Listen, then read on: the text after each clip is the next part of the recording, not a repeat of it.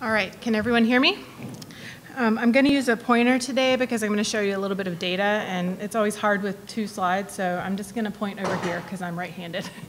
I was just waving at Roger in the background because when we published our paper in PLOS One, we co-published with Roger's group at Vanderbilt, and I'll mention that as well. So I think the two studies go nicely together. Okay, let's see. All right, so as Michelle said, I am the director of the Biological and Biomedical Sciences program at UNC Chapel Hill. And for some context, we're very similar to WashU, how that was described earlier, or Vanderbilt. We have a large umbrella-style program that serves 14 different PhD programs at UNC, and neurosciences is one of them. And so to give you some sense of scale, we get between 1,200 and 1,400 applications a year. And we have 4 large admissions committees that look at those applications. And we do bring our students in for interviews. We narrow the pool down to about 300 students, and they come to campus. We do it over 6 weekends. It's a total slog. We get exhausted by the end of February. We do all the things you're probably doing for the recruitment side of things. So they're looking at campus, meeting students, doing all of these things. And then they also have 5 one-on-one interviews with faculty, which are part of our decision-making process. And so from those 300 students, we're usually looking to bring in about 80 or 90 students a year. And at UNC, our students come in unaffiliated with the PhD program, so they're sort of undifferentiated. They take classes and do their research rotations, and all the while they are BBSP students. After they finish their research rotations and join a thesis lab, then they leave BBSP, and they go out into one of these 14 different programs. And we have about 400 or so faculty who are a part of these programs. It's totally enormous. Everything we do is big, big, big. And just for fun, since April 15th is right around the corner, we're having a really good year this year, which is very surprising to me since I'm in North Carolina, the land of HB2. And I would have thought that would really hurt our recruiting, but we're having a pretty high acceptance rate, and so I would love to hear and chat with other people about how your admissions is looking, sort of compare numbers. But it's looking like a good year for UNC. Also, the BBSP is part of a larger Office of Graduate Education, and I think this is important for context too. So in addition to the BBSP side of things, we also have a very well-developed professional development staff. We have 2 full-time staff members that run that. We have one of these NIH BEST grants to do internships and career exploration. We have an R25 IMSD grant that does minority recruitment and retention. We have a prep program, so these post-bac programs that Michelle was mentioning earlier, so we have a very successful one of those. We also do all the pipeline stuff we've been talking about. We have the solar program here is specifically for underrepresented students to come and do research at UNC. We also have an NSF SURE RAU program. And then we have a very enthusiastic group of students that like to do outreach, so we serve the state of North Carolina and do DNA Day. And as a side bonus, this is a very good thing for our students to put on their F31 and NSF applications for broader impact. So we have a whole office that serves our graduate students, and personally, I really love coming to work every day. Okay, so let's jump right into my talk. I've divided it into 2 pieces. So first I'm going to talk about our admissions study that Michelle mentioned. And then in the second half, I'm going to talk a few practical things about what we've done at UNC using data to guide our admissions process. Okay, so part 1, our admissions study. And as Michelle said, this was published in January in PLOS One. The title is Predictors of Student Productivity in Biomedical Graduate School Applications. Josh Hall is the lead author, myself, and then Jean Cook, who is our Associate Dean for Graduate Education and Director of our Office of Graduate Education. Okay, so what motivated us to do this study?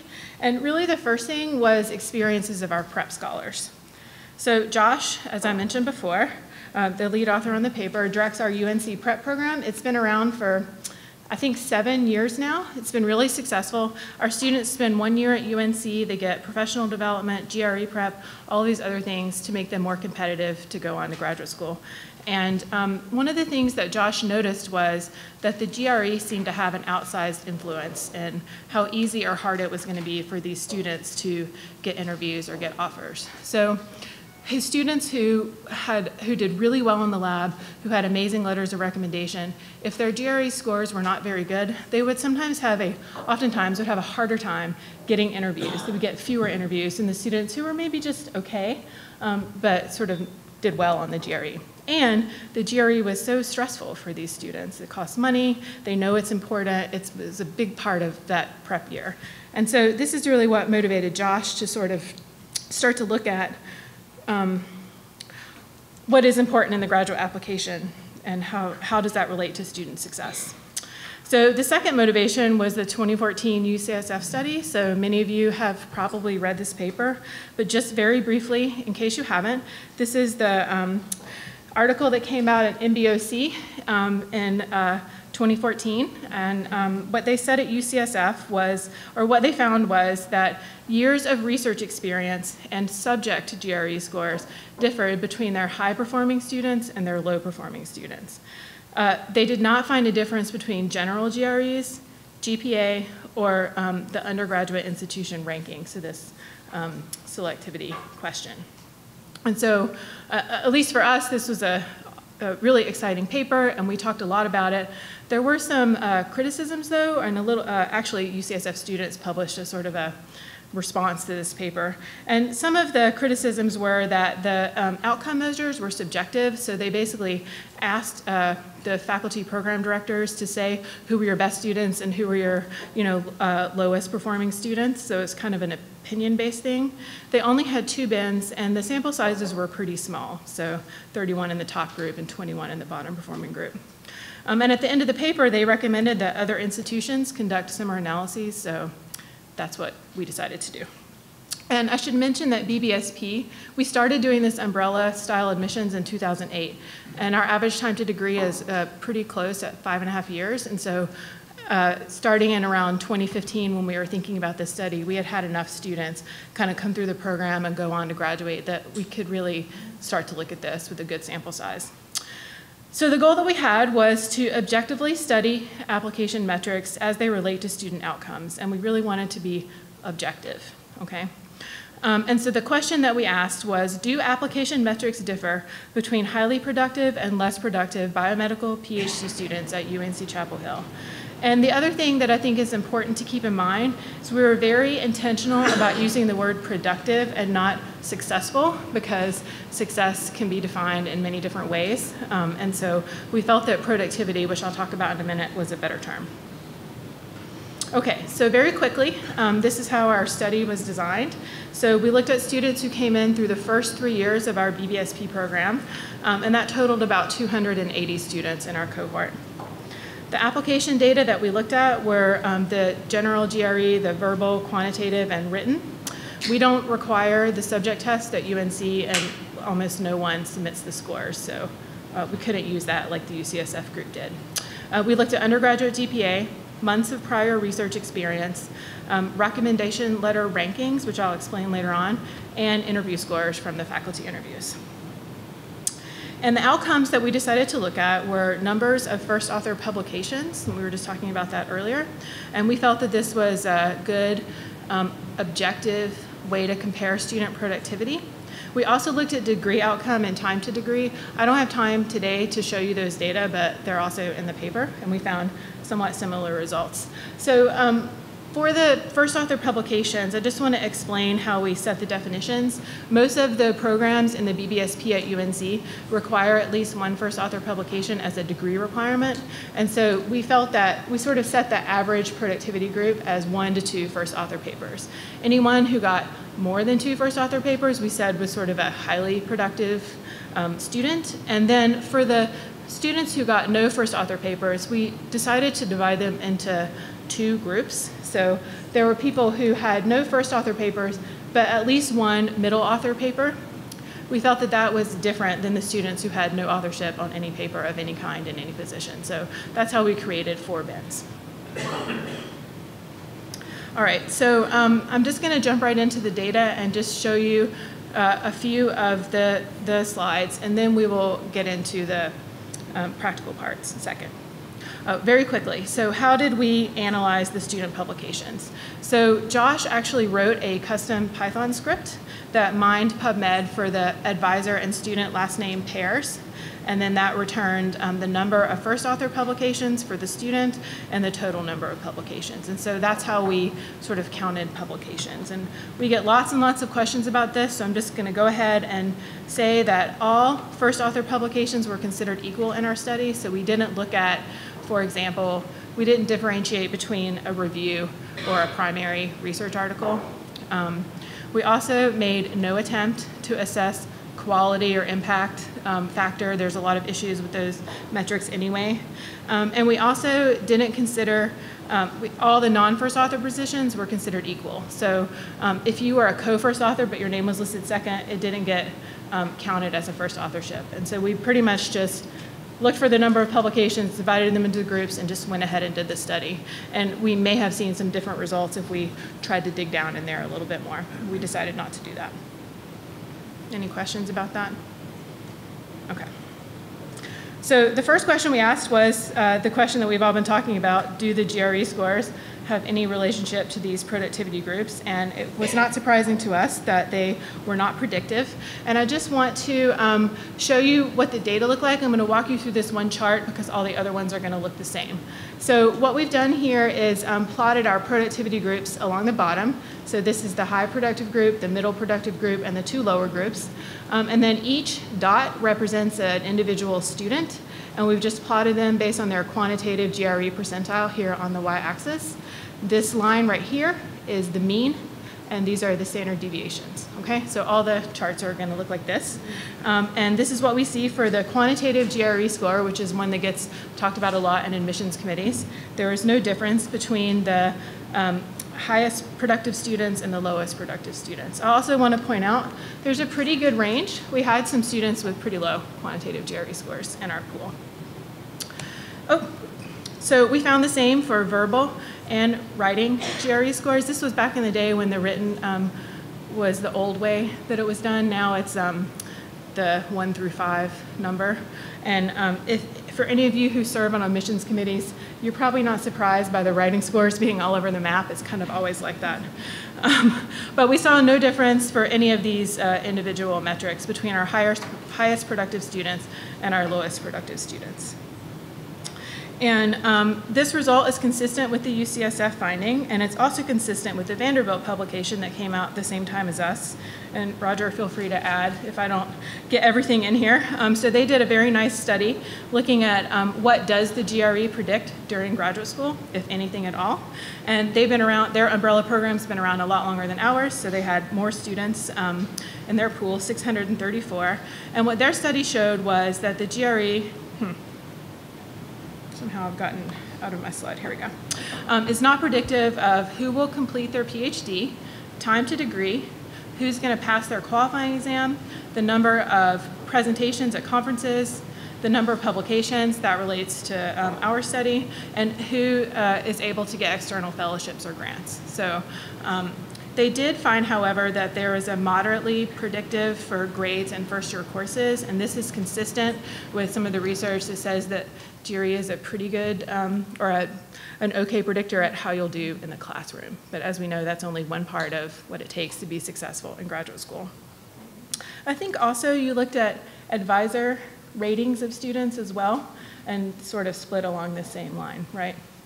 So who they thought were the most productive and likely to go on and be successful, the GRE score didn't seem to predict that. So this was encouraging to see this correlation with the Vanderbilt study, with the UCSF study, and the reason that we care so much about GRE, we've already talked about that today, right? It has this seemingly outsized role in graduate admissions. And the one thing that we do know is that GRE is a pretty good predictor of your race or your gender or your socioeconomic status. And so, in fact, I just read an article, it was an Atlantic article, where the person said GRE is proxy for are you white, are you rich, are you male? And so just to show you that this is true at UNC too, this is how our GRE scores break down by racial and ethnic categories. And so you can see that students in these underrepresented groups definitely underperform this is quantitative, but same for the others, relative to white and Asian students. And the same is true for males versus females. And so I've sat on a lot of admissions committees. I've been doing this since 2007. And people really love scores like in the 70th percentile or higher. So if you were to just draw a cutoff, right, I thought this was good to look at, you would completely eliminate some groups of people, and it's really a bad way to have a good diversity strategy. So I think we all are in agreement here that the GRE is not the greatest predictor, but a lot of people were sort of hungering for these data, and so I think it's important just to show them. Okay, so yes? I just had a question. Do you build into any of these studies whether people have taken the prep test for the GRE? It seems like that's no, and probably the people who could afford to did. No, obviously, yeah. But that's my point. Yeah. Yeah. No, in fact, I just read an article this morning, maybe in the Times or in Inside Higher Ed, about how to take the GRE or how to take the SAT like a pro. And it was a student who got admitted into this summer program and realized that all these rich, white kids were just studying for the SAT with intensity, like, and from where he was, most people thought about it once, took it, and did whatever. And so, yeah, I think, our prep students can sometimes increase their scores with the GRE prep that we do, but not as much as what it might take under the classical definitions. Yeah? Our finding is that the best predictor coming out of the GRE is what you get if you take it the second time. And maybe small increases, but it's a lot of money. It's like $200 or something, yeah, to take it. And so, and then you have to pay to send the scores. And a lot of times we find that applicants will just self-report their scores and then wait to see if they get an interview or get admitted before they pay the ETS to actually send the score to us, because it's such a financial burden to take the test. Okay, so what we were trying to find out is what does predict productivity for graduate students. Is there anything useful in the graduate application?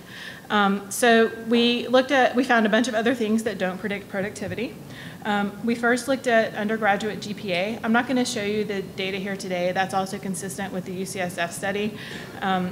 Caveats there, we didn't look at like just their science GPA, for example. We just looked at their overall undergraduate GPA, and if you look at that, there's no correlation or no difference between the highest productive students and the lowest productive students. We also looked at numbers of months of previous research experience, and we actually went back and opened all 280 applications and looked at their CVs and counted their research experience. So this was a lot of work, and very surprising to us to find that for our cohort, numbers of months of previous research experience did not differ between our highest productive and our lowest productive students. And this is in contrast to the UCSF finding.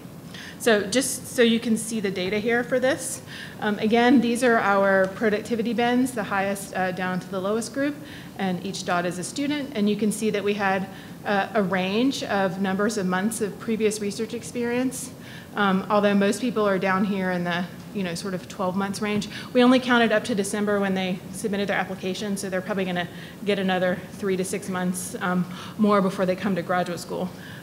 But we assume that would be uniform across everyone. And there was no difference between the highest group, no significant difference between the highest publishing group and the lowest publishing group. There are some students with tons of research experience that wound up with no publications. And we could talk about why that might be, or why our result was different from the UCSF group if you want. Their average months of previous research experience in their cohort was like around 2 years.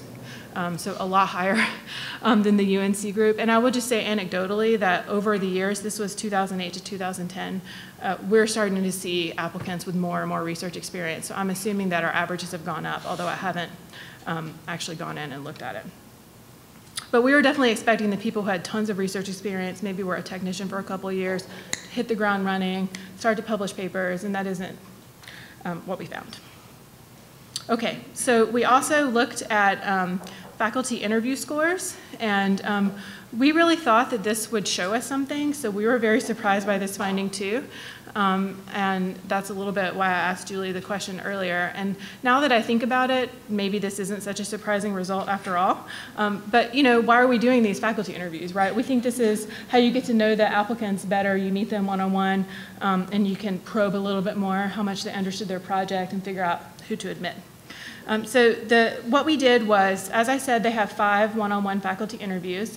The raters submit back to us a couple of ratings and then an overall score, with a 1 being the sort of most enthusiastic score down to a 4. And so we just averaged those overall scores for all the interviewers for any one applicant, and then we plotted that also the same as we've done everything else.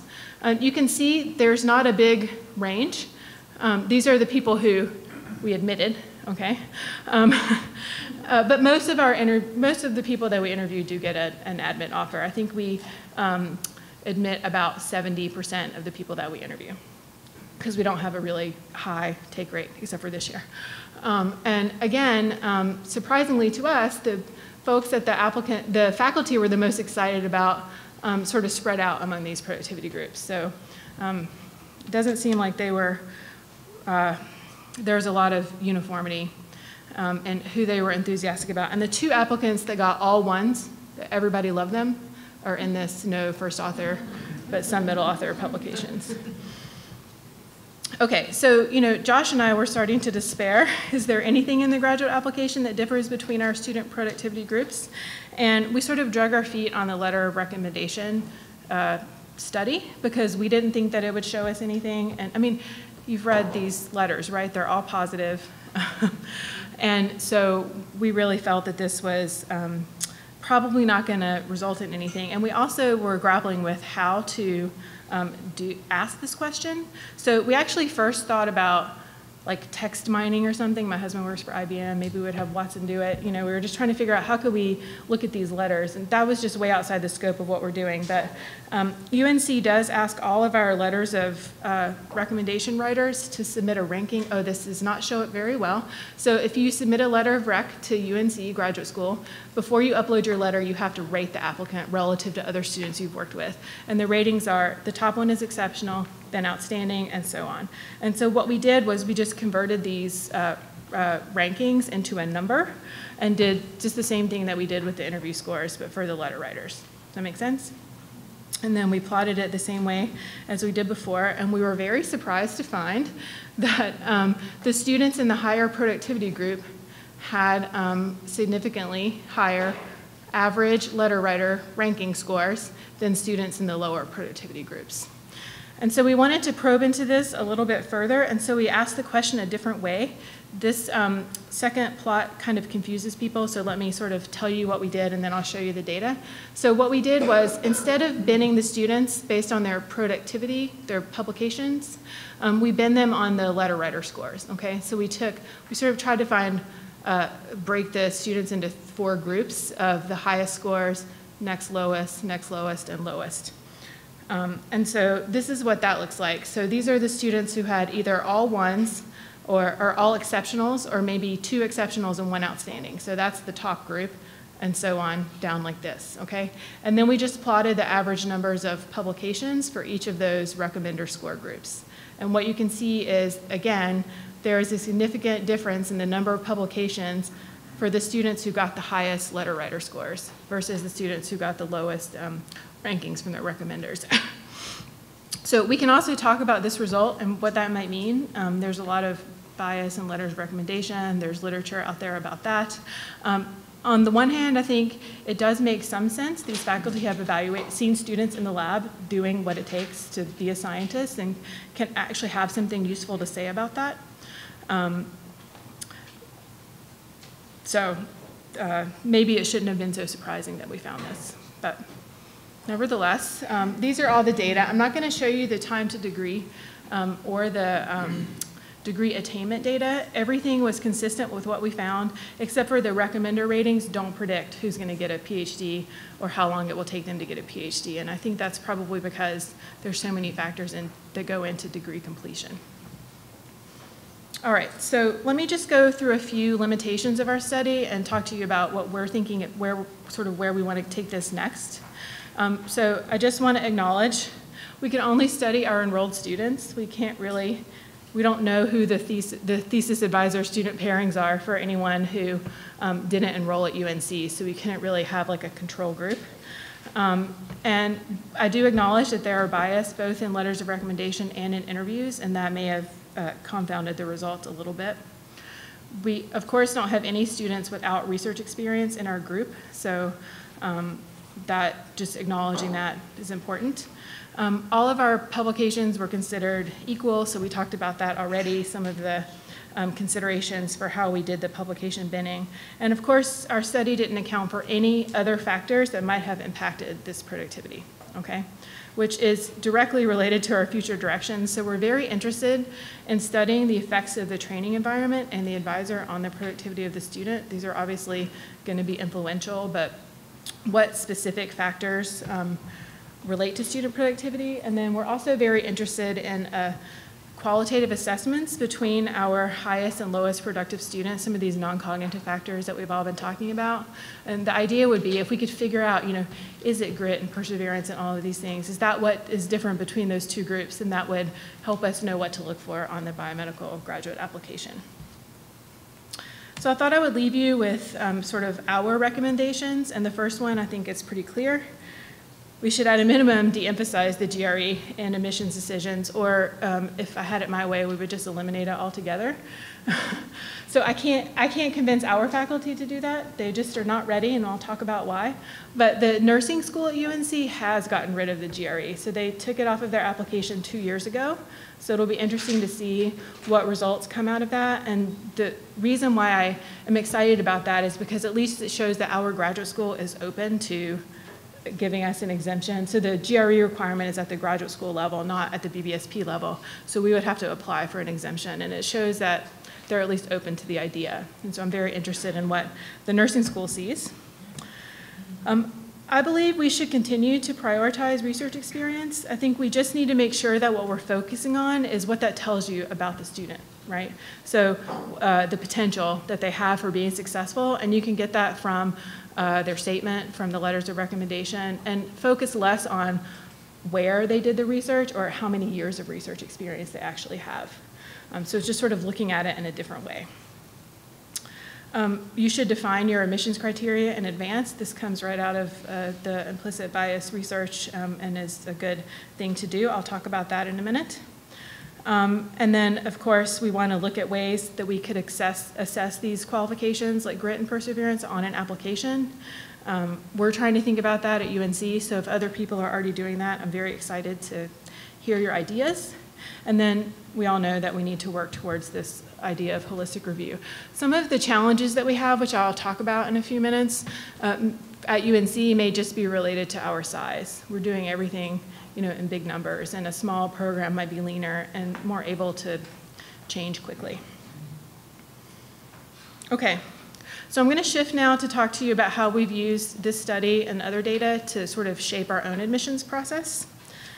And so, like I said, the UCSF study came out in 2014, so that's around the time that we started thinking about this question and what it meant for us at UNC. And we've been very committed to diversity and diversifying our graduate student body for a long time. And I will just say that the formation of our umbrella program is probably the biggest boost to our diversity admissions. So prior to BBSP, we had about, if you added all the BBSP member programs together and looked at the percent URM students and of those programs combined, it was about 6%.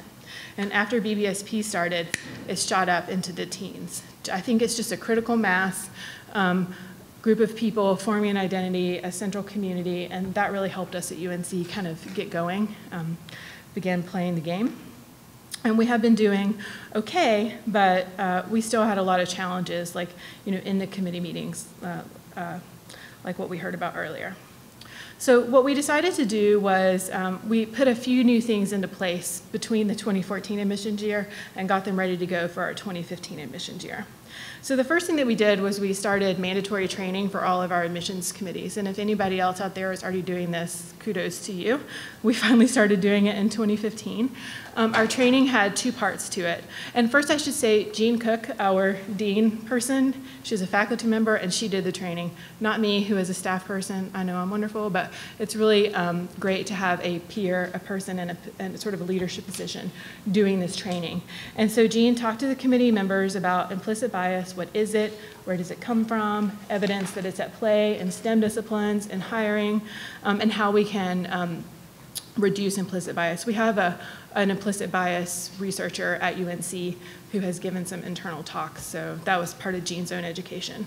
And then we began sharing the results of our own admission studies and other studies about the GRE, trying to educate our faculty members about what the real data were.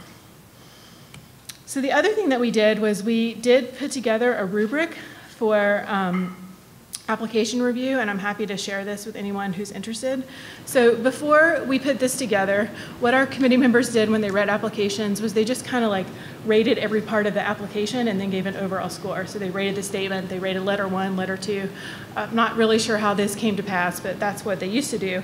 And what we put into place starting in 2015, we just had 3 subscores and then an overall score. And each subscore took into account related parts of the application.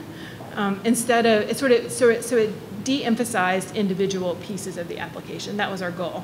And so, for example, the research experience subscore included the quality, however anyone would want to define that, how long they did it, if someone thought that was important, what they learned about the applicant from the letters, how they described their research in their statement. All of those things were supposed to go into the research statement subscore. Does that make sense? We did the same thing for academic preparation, their motivation or potential, and then they had an overall sort of enthusiasm score. And each of those was supposed to have a written part as well. All of our applications have 2 readers. I would love it if we had 3, but we just have too many applications. We actually read all of our applications, so it's quite a lot of work. The other thing that we did is a very operational thing. So we actually had an online workflow for application review. Prior to 2015, we just used spreadsheets, which is why I'm really good at Excel now. And when we were doing it with spreadsheets, you need to summarize large amounts of information, and so we would just have the name of the applicant and a couple of things about them, right? What school they went to, GRE, GPA, something just to give a picture, and then that's who was up for discussion that day in the admissions committee meeting. When we switched to the online system, we didn't show test scores or GPA by default. It's not that the information wasn't available to the committee members, but it wasn't like part of the summary about who we were discussing. And so we were trying to just de-emphasize the GRE a little bit. And since then, we've tried to rearrange our application parts. So the GRE kind of is not the first thing you look at, or the test scores. So we're working on some of those things as well. So here's just a little bit of data about how our UR admissions looked prior to changes. I didn't want to show you all of the BBSP years because the chart would be too big, but on the bottom are all of our application years, and then what I'm showing you are the percent of the BBSP pool which were underrepresented. Does that make sense? So in 2010, the orange line shows that we interviewed, the 17% of the folks that we interviewed were underrepresented minorities, and 16% of our admitted class was underrepresented minorities. All right, and we sort of held steady, although we had one very weird year in 2012, but we're sort of here around the 15, 16, 17% range. And after we implemented these changes, we saw a really big increase. And now we're sort of up around the mid-20s to 25%. And portion of our interviewed pool and admitted pool who are underrepresented students. The percent who applied is kind of like a steady climb, but we really made a jump that year between 2014 and 2015. So we think that it made a difference. And anecdotally, I will say, sitting in the admissions committee meetings, one other thing that I didn't put in here, someone sits in every one of our admissions committee meetings who is very familiar with minority serving institutions, what a competitive underrepresented student looks like, to try to do real-time education of the committee members. I've played that role sometimes. Our Director of Diversity Affairs plays that role quite a lot. And things just got a little easier after we started educating our committee members. It wasn't so much of a advocacy work that had to be done. Okay, I'm going to skip this slide and talk a little bit about challenges. We can sort of end with this and then talk about that during the discussion time, because I think we're doing well, but we still have challenges that we can overcome. And I have broken them up into two sections. So first are just operational things. So under application review, if we're going to get rid of the GRE, and if undergraduate GPA isn't predictive, what the faculty are asking is, how do we evaluate the academic preparation of these applicants? I mean, we don't want to bring someone in who can't cut the coursework and pass their qualifying exams. And you know, I think that if anybody has any really good answers to this, I'm curious to hear them. I think part of it might be looking at their grades in their science courses. That's something that people are definitely doing, so digging into the transcript and actually looking at how they did in their science courses. I think you can also learn something from the interview, asking them about how well they understand their project and get a sense for just sort of their grasp of the material. But it's hard. You're comparing across different institutions. You don't know every single institution or how rigorous the education is there, and so you might have to take a chance, like we talked about earlier. I will say probably this is one big reason why the GRE and stuff hasn't gone away, is because people feel they don't have a tool. Consistently using these review criteria that we put together, I still feel, or I still see that there are some really tough people on the admissions committees and sort of the softies, and how do you, you know, reconcile those two things? If you get two really tough people as your application scores, you know, that can really take your chances, like we talked about earlier. And so we haven't done any kind of like score correction or anything like might happen at study section, but I don't think that the rubric is a total insulator against some of these implicit biases that are out there. The workload is probably the biggest barrier. So, you know, our faculty members are reading 50 or 60 applications. We have a really short turnaround time, so probably just like everyone else, our deadline's around December 1st. We're trying to race all of you guys to get our interview offers out. We want to get them out before Christmas. That's a lot of files to read in a short period of time, and it's just a lot of work. And we're already involving about 80 or 90 of our faculty in our admissions. Again, we do everything big and centralized. And so to bring more people in to reduce the workload is not practical for us. And so one of the things that I always tell our faculty is we've been reading all the applications, and the one takeaway of our study is we still got to do that. So there's no you know, pre-screening that we can do. And then educating our interviewers is another challenge that we have. So we might have 80 people doing application review, but there's 300 or 400 faculty at UNC, and plenty of people are involved in our interview process. In those 2008 to 2010 years that we were looking at, well, actually every year, even this past year, those faculty members have access to the application. And what you'll see in an interview feedback form is, great student, GREs are terrible, don't admit. You know, and it's like the admissions committee has already vetted them for their you know, suitability, and so the interview comments are kind of not always based on the interview itself, which also has its own issues, but are bringing in application components. And so it's one thing, it's hard enough to get 80 people in a room and give them a lecture about implicit bias and hiring and graduate admissions, but there's no way that we're going to bring all 300 of our faculty in. And so that's a bit of a challenge. And I would love to do structured interviews, but I don't see it as a reality for us at UNC, so we're going to need to think more creatively about that. I mean, we've shared with them our paper and the Vanderbilt paper and other stuff, but it just depends on who reads it. So I put these other challenges under what I call culture change. It's just sort of a one way that I've been thinking about it. And one thing that I've been thinking about is, what is the role of the committee chair? So I've seen a lot of different committee chairs over the years, and some of them seem to really take they have an administrative role. Then they read, you know, just sort of helping to shuttle the applications along. They read their files that they're assigned, but then they don't really lead the admissions committee and sort of drive how the discussions are happening. Some chairs do that naturally and some don't, and I wonder if we should be having more expectations on the committee chair to sort of carry out some of the diversity missions of the university, rather than just saying, these are my colleagues and we'll all decide as a group. So that's something I've been thinking about. They can also play some of these roles of calling out biased comments when they see them, and I've seen some chairs do that well and some not so well. So that's something that I've been thinking about. Even though we're all scientists, the anecdotal evidence is just, I see this coming up again and again. So if people think of their best student they've ever had, or their worst nightmare student they ever had, who had to take their quals 2 or 3 times, and if an applicant looks like the worst student that they ever had, in any way reminds them of their worst student, it's like they suddenly get a harsher review because of that. And it's just interesting that they can't seem to shake those experiences, and it's part of risk aversion and other things. And then finally, I'll just leave you with this idea of looking for the perfect candidate versus looking for someone who's well-suited. And what is our job, right? I mean, we're supposed to be training people. And so are we bringing people in who are publishing papers and ready to go right off the ground, or are we willing to take a risk and maybe bring someone who does need support or development or additional training in an area so that they can actually be successful?